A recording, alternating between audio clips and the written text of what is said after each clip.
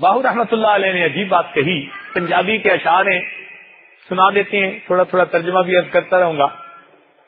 فرماتے ہیں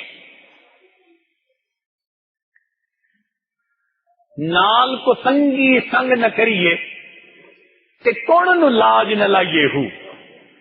سنگی کہتے ہیں نیک دوست کو، اور کسنگی کہتے ہیں برے دوست کو۔ جیسے سپوت کہتے ہیں اچھے بیٹے کو، اور کپوت کہتے ہیں برے بیٹے کو۔ تو کسنگی کا لفظ استعمال کیا۔ کون کہتے ہیں نسب کو، حسب نسب ہوتا ہے نا بندے کا، شریف خاندان میں پیدا ہوا، اچھا حسب نسب ہے اس کا۔ فرماتے ہیں نال کو سنگی سنگ نہ کریے کہ کون نو لاج نہ لائیے ہو۔ ہم برے بندے کے ساتھ صحبت اختیار نہ کریں اور اپنے نسب کو دھبا نہ لگائیں۔ کوڑے کھو کدی میٹھے نہ ہوندے بھاویں لکھ منا گڑ پائیے ہو۔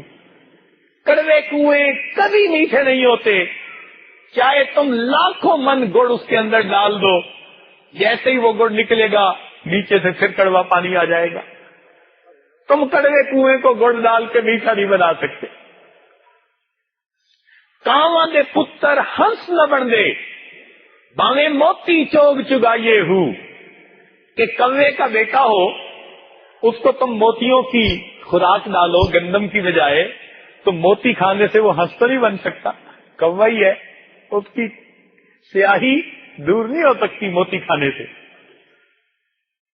کاواں دے پتر ہنس نہ بن دے باویں موتی چوگ چگائیے ہو۔ سپاں دے پتر متر نہ ہوندے بھاویں چلیاں دودھ پلائیے ہو۔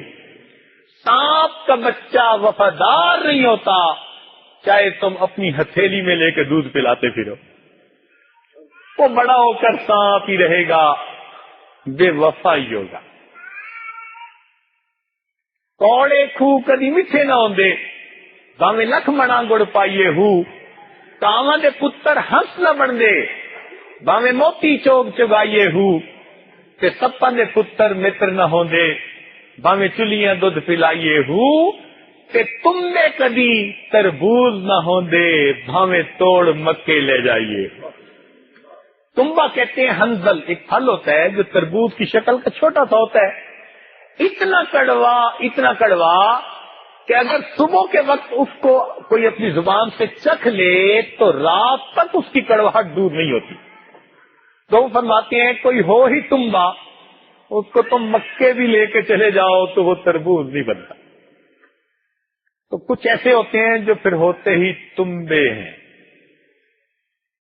بدنیتی، وہ پھر کسی محفل میں چلے جائیں ان پہ کوئی اثر نہیں ہوتا، چکنے گھڑے کوئی تاثیر نہیں ہوتی۔